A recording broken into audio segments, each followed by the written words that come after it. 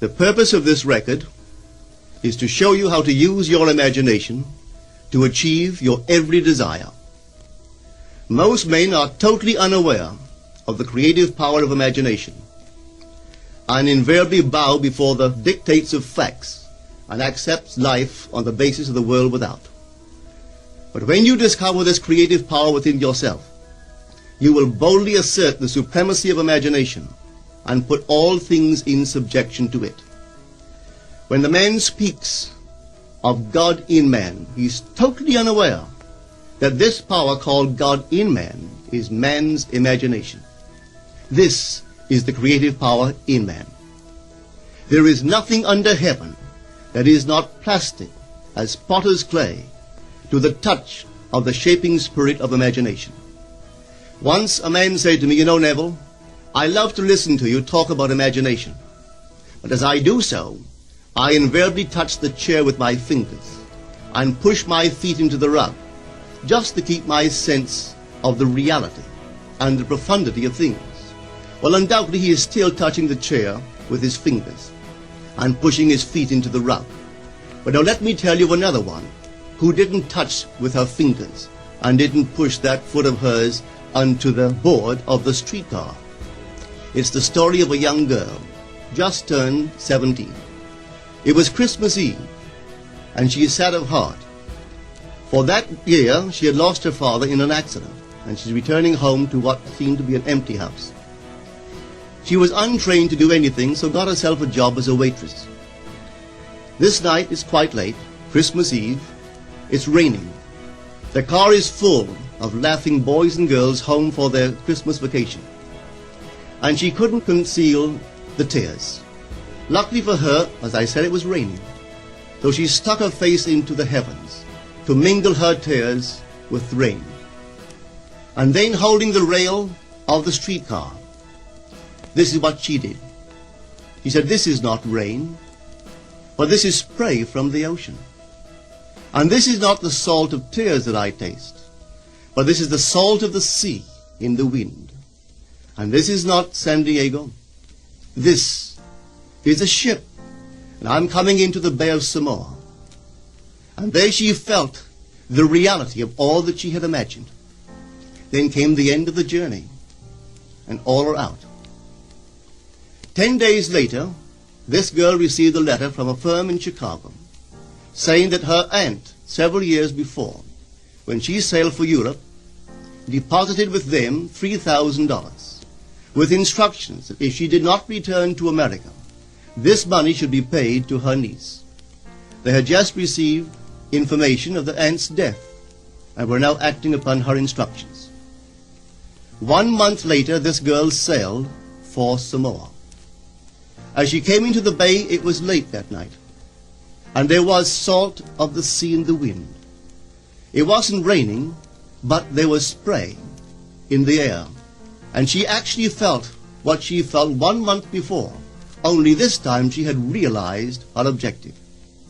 Now this whole record is technique. I want to show you today how to put your wonderful imagination right into the feeling of your wish fulfilled, and let it remain there and fall asleep in that state. And I promise you from my own experience, you will realize the state in which you sleep if you could actually feel yourself right into the situation of your fulfilled desire and continue therein until you fall asleep. As you feel yourself right into it, remain in it until you give it all the tones of reality, until you give it all the sensory vividness of reality. As you do it, in that state, quietly fall into sleep. And in a way you will never know, you could never consciously devise the means that will be employed, you will find yourself moving across a series of events leading you towards the objective realization of this state. Now here is a practical technique. The first thing you do, you must know exactly what you want in this world. When you know exactly what you want, make as lifelike a representation as possible of what you would see and what you would touch and what you would do and physically moving in such a state. For example, suppose I wanted a home, but I had no money, but I still know what I want.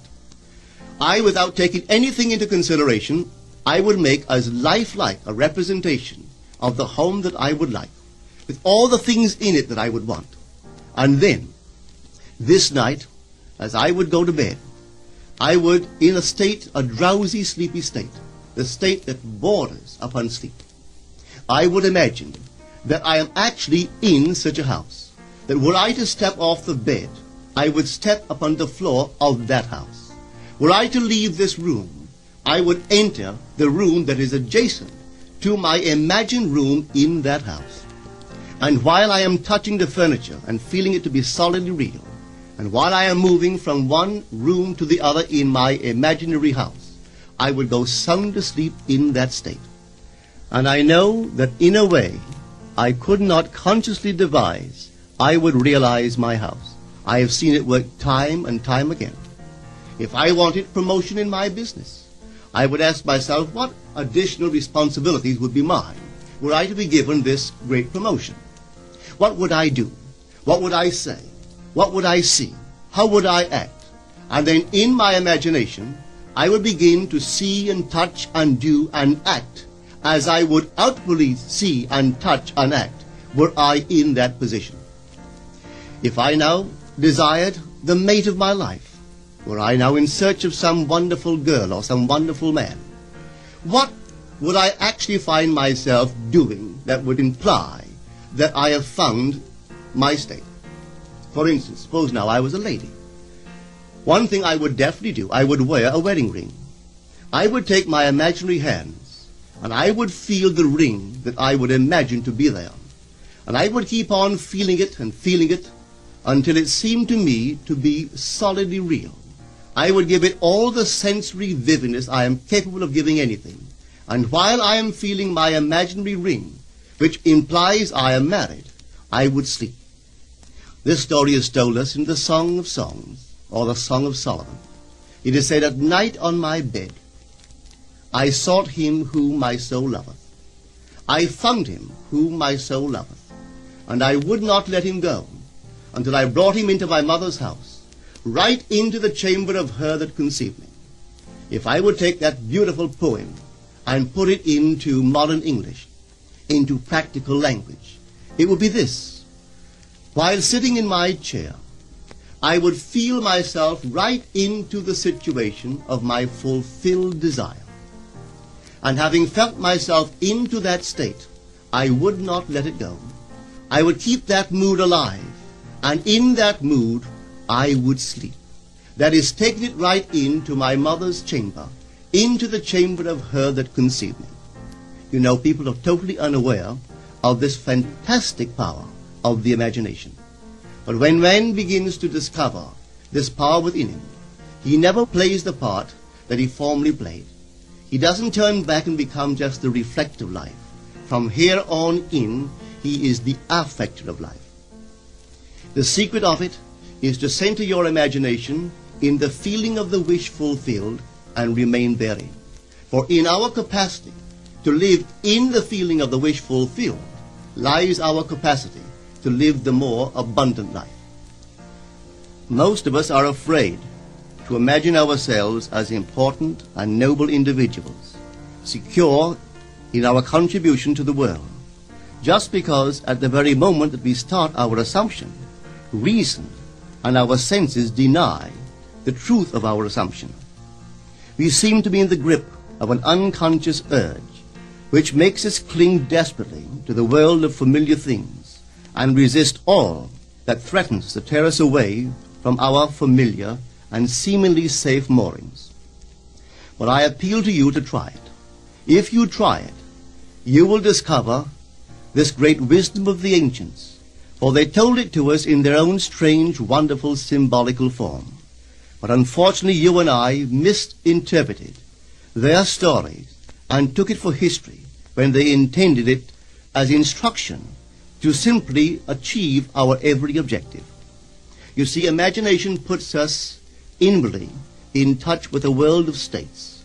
These states are existent, they are present now, but they are mere possibilities while we think of them.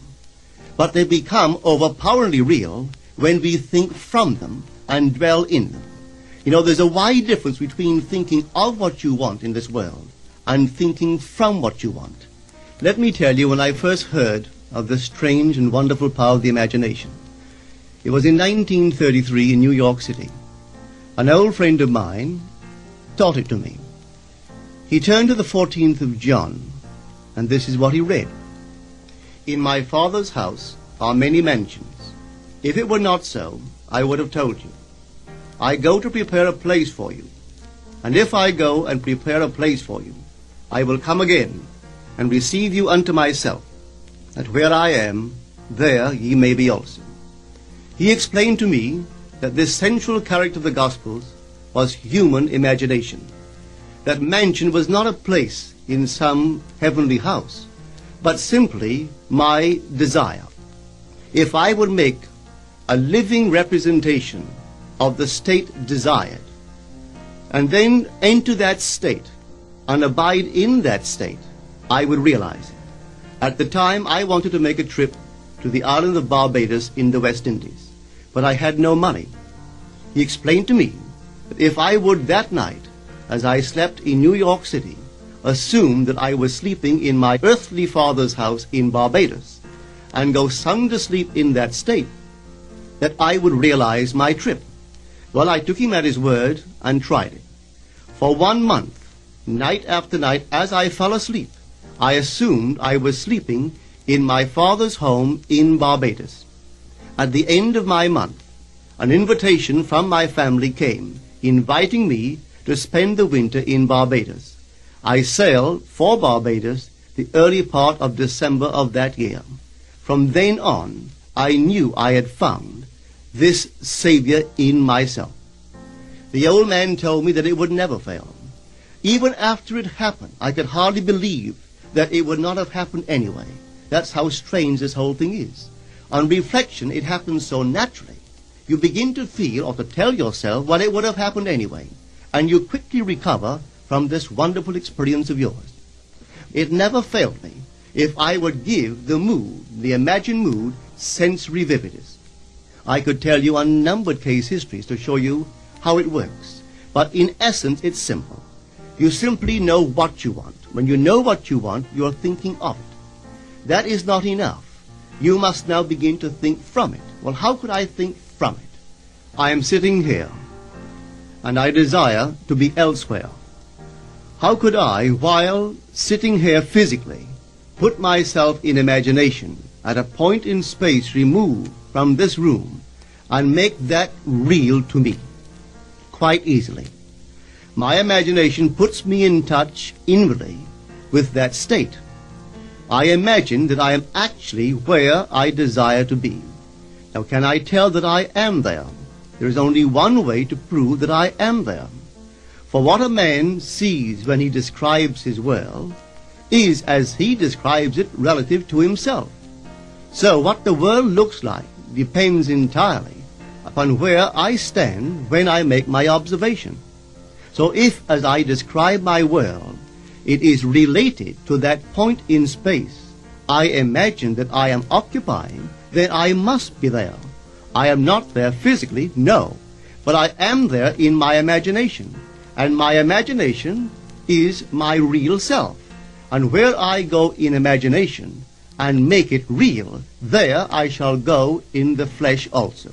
When in that state I fall asleep, it is done. I have never seen it fail. So this is the simple technique on how to use your imagination to realize your every objective. Here is a very healthy and productive exercise for the imagination. Something that you should do daily.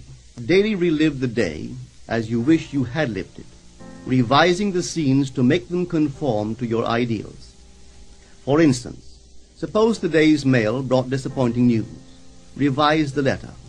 Mentally rewrite it and make it conform to the news you wish you had received. Or suppose you didn't get the letter you wish you had received. Write yourself the letter and imagine that you received such a letter. Let me tell you a story that took place in New York not very long ago. In my audience sat this lady who had heard me numberless times. I was telling the story of revision, that man, not knowing the power of imagination, he goes to sleep at the end of his day, tired and exhausted, accepting as final all the events of the day. And I was trying to show that man should, at that moment, before he sleeps, he should rewrite the entire day and make it conform to the day he wished he had experienced. Here is the way a lady wisely used this law of revision. It appears that 2 years ago she was ordered out of her daughter-in-law's home. For 2 years there was no correspondence. She had sent her grandson at least 24 presents in that interval, but not one was ever acknowledged. Having heard the story of revision, this is what she did. As she retired at night, she mentally constructed 2 letters. One she imagined coming from her grandson, and the other from her daughter-in-law. In these letters they expressed deep affection for, and wondered why she had not called to see them. This she did for 7 consecutive nights, holding in her imaginary hand the letter she imagined she had received, and reading these letters over and over until it aroused within her the satisfaction of having heard. Then she slept. On the 8th day, she received a letter from her daughter-in-law. On the inside there were 2 letters, one from her grandson and one from the daughter-in-law. They practically duplicated the imaginary letters that this grandmother had written to herself 8 days before. This art of revision can be used in any department of your life. Take the matter of health. Suppose you were ill. Bring before your mind's eye the image of a friend. Put upon that face an expression which implies that he or she sees in you that which you want the whole world to see. Just imagine he is saying to you that he has never seen you look better, and you reply, I have never felt better. Suppose your foot was injured. Then do this. Construct mentally a drama which implies that you are walking, that you're doing all the things that you would do if the foot was normal, and do it over and over and over until it takes on the tones of reality. Whenever you do in your imagination that which you would like to do in the outer world, that you will do in the outer world. The one requisite is to arouse your attention in a way and to such intensity that you become wholly absorbed in the revised action. You will experience an expansion and refinement of the senses by this imaginative exercise, and eventually achieve vision in the inner world. The abundant life promised us is ours to enjoy now, but not until we have the sense of the Creator as our imagination can we experience it. Persistent imagination, centered in the feeling of the wish fulfilled, is the secret of all successful operations. This alone is the means of fulfilling the intention. Every stage of man's progress is made by the conscious, voluntary exercise of the imagination. Then you will understand why all poets have stressed the importance of controlled, vivid imagination. Listen to this one by the great William Blake. In your own bosom you bear your heaven and earth, and all you behold, though it appears without, it is within, in your imagination, of which this world of mortality is but a shadow.